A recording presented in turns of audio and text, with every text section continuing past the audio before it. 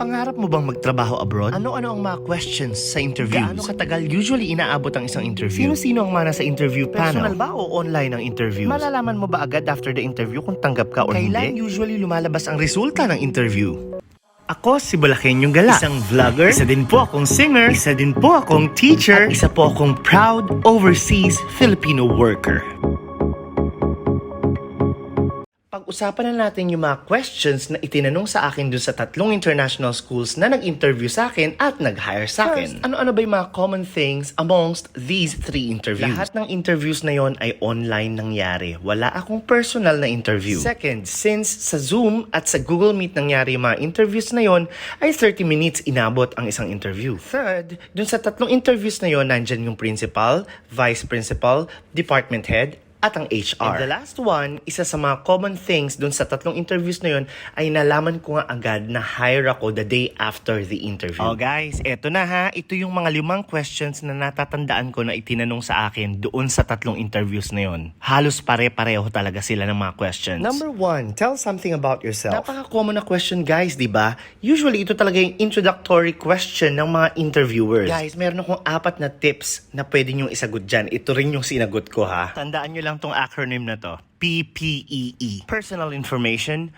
personality, education, at experiences. Kung titingnan ninyo, parang mahaba yung inyong sasabihin, pero hindi. Nasa sa inyo yan. Go straight forward. Sabihin nyo agad yung inyong personal information, ano yung mga katangian ninyo, na pwedeng maging edge ninyo as a teacher. Then talk about your educational attainment. Kahit anong degree yan, at kahit may master's degree ka pa o wala, ipagmalaki mo yung mga educational attainments mo. And then talk about your work experiences. Especially kung teaching yung naging experiences mo, talk about it. Guys, disclaimer lang. Ito yung mga responses ko, no? So, depende pa rin yan sa inyo kung ano yung gusto ninyong isagot doon sa question na yan. Basta ako, nag-PPEE ako. Again, personal information, personality, education, at experiences. Guys, let's move on to the second question. Ito talaga, pare-pareho din sila ng tinanong. Ito talaga yung tanong na yon.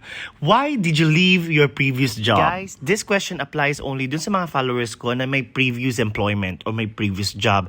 Dun sa mga fresh graduates, hindi po ito para sa inyo kasi wala naman po kayong previous job pa unless meron kayong dating trabaho or nag-working student kayo. Para sa akin, it's your advantage. If you became a working student during college, I'd be proud of it. Para sa akin, advantage talaga yon. Talk about it. Very common na sagot dito yung professional growth, di ba? Actually guys, yan din ang sinagot ko. Pero i-elaborate ninyo kung bakit. Explain ninyo yung mga experiences ninyo working do sa previous job ninyo. Saka nyo ipasok dyan guys, yung mga bagong experiences na gusto nyong ma-experience o gusto nyong maranasan. Na hindi nyo na-experience doon sa previous job ninyo. But, just in case lang guys na meron kayong negative experience or any bad experiences dun sa previous job ninyo, don't talk about it. Yun lang masasabi ko.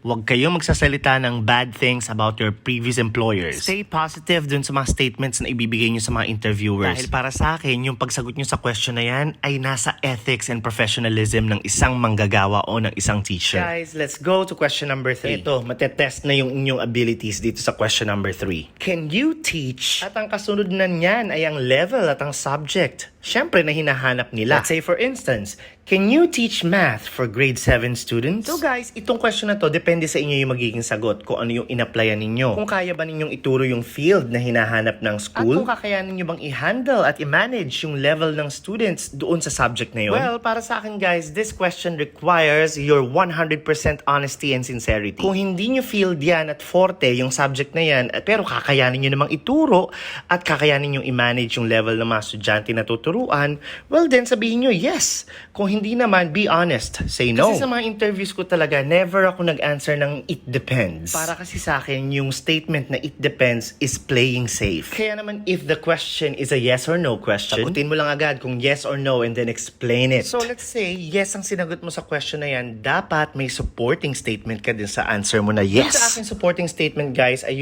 begin it with actually. So guys, magbigay tayo ng sample response. Yes, I can. Actually, I taught mathematics 5 years ago in high school. I handled algebra, trigonometry, and calculus. Yan, di ba? Pwede maging mabulaklak kayo dun sa inyong words. Pero kung magiging sagot nyo naman ay no, bawian nyo guys. Pwede nyo sabihin na hindi nyo kayang ituro yung math sa high school, pero kaya nyo magturo ng math sa elementary. Pero yan, wala tayong certainty about it kung papayag yung school o yung nag-i-interview sa inyo. Pag nag-insist sila na, I'm sorry, we are looking for a high school teacher to teach mathematics, be prepared for it. Pero actually guys, kaya ka naman nandiyan sa interview na yan for instance, ay alam na nila yung CV ninyo. Alam na nila yung kaya ninyong ituro. Meaning guys, na-screened na nilang mabuti yung application ninyo at nasa shortlisted applicants na kayo. Kaya nga very rare na matatanong sa inyo na kaya nyo bang ituro yun. Kaya lang usually tinatanong yung question na yan na can you teach, ay para ma-elaborate mo at para mag-go deeper ka pa at ma-explain mo pang mabuti yung field mo at yung ma-experiences mo dun sa subject na yan, teaching that subject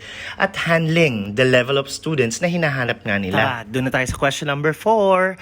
How do you manage a class with different students with different behaviors and personalities? Sa question na to, ang sinagot ko ay as a teacher, I really have to get to know my students very well. Pero in-explain ko pa rin yan guys. Like for instance, how do I handle yung mga students na may attitude problems? So for example guys, sa isang klase nga ay meron tayong 20 students. So 20 estudyante yan na iba't iba yung mga ugali.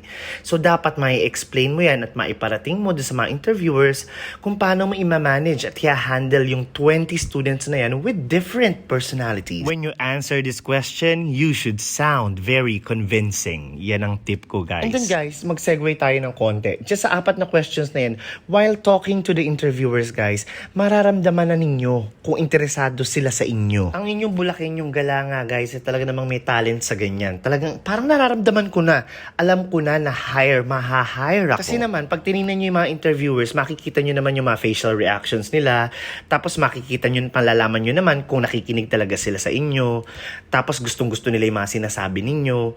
Yun. At ito nga yung panlimang tanong. Para sa akin guys, ito yung pinaka-confirmation na parang, ay, tanggap na ako. Pero hindi pa rin ha, hindi ka pa rin makakasigurado. Pero para sa akin, ito yung pinaka-confirmation. How much salary do you expect to receive? Uunahin ko na agad yung tip sa inyo guys. Huwag kayong magsasabi ng it depends ha. Sabi ko sa inyo, huwag kayong sasagot ng it depends. Kung sa previous job ninyo ay meron kayong 25,000 baht na salary or 30,000 baht na salary, eh go higher of course, di ba? Taasan na ninyo. Let's say for instance, 30,000 baht yung nare-receive ninyo. Eh para sa akin, ayokong magsabi ng 35,000 baht. Mag 50,000 ka agad, di ba? Sabi ko nga sa mga dating vlogs ko, may bargaining naman na magaganap dyan. Pag hindi nila kayang ibigay yung salary na ina-ask ninyo, eh makikipag-bargain naman sila sa inyo. Expect that. At ganito guys ha, kung final na at nag-come up na kayo, nagkasundo na kayo sa certain amount ng gusto nyo maging salary at yung ibinigay na nila sa inyo yung amount na yan, ang pinaka-last question nila do sa 3 international schools na nag-hire sa akin was, do you have any questions? Para sa akin guys, ang itanong na ninyo ay ang mga benefits. Kung ano-ano yung mga pwede nyong benefits na ma-receive o matanggap from the school. At guys, ang next step na niya na mangyayari ay padadalan ka na ng HR o ng principal ng letter of appointment. Naku! Pwede ka na magtatalon sa tuwa pag may letter of appointment ka na. Meaning, tanggap ka na. Yun lang guys. Sana ay nakatulong ang inyong bulakin yung gala dun sa sinasabi ninyong paano po ba nangyayari yung interviews at ano-ano ba yung mga questions na usually tinatanong sa mga interviews kung mag-a-apply kayo dito as teachers sa Thailand. So guys, this is Bulacan yung Gala. Thank you for watching my vlogs. See you in my next one and I hope to see you soon here in Thailand. Kapun ka!